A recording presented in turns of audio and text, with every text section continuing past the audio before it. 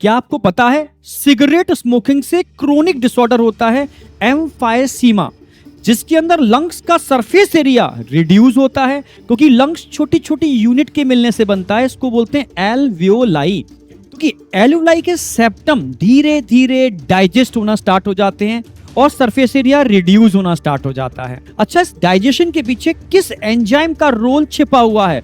क्या आप कमेंट में इसका रिस्पॉन्स दे सकते हो?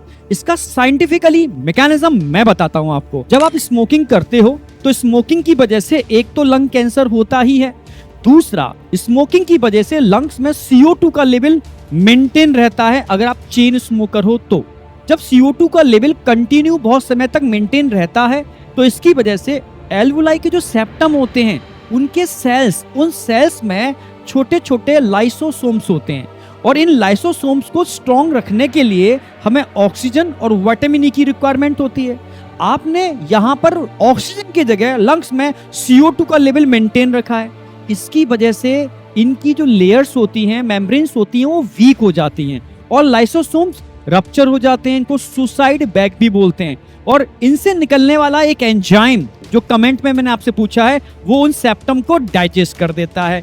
इसकी वजह से धीरे धीरे लंग्स का सरफेस एरिया रिड्यूस हो जाता है। उस एंजाइम का नाम आपको कमेंट में बताना है और इसके लिए रिकॉम्बिनेंट DNA टेक्नोलॉजी में एक थेरेप्यूटिक्स का फॉर्मेशन हुआ है इंडिया के अंदर, जिसको हम एम्फाइसीमा में यूज करते हैं और ये बायोटेक्नोलॉजी में ऑलरेडी मेंशन है। इसका नाम भी आपको कमेंट में बताना है।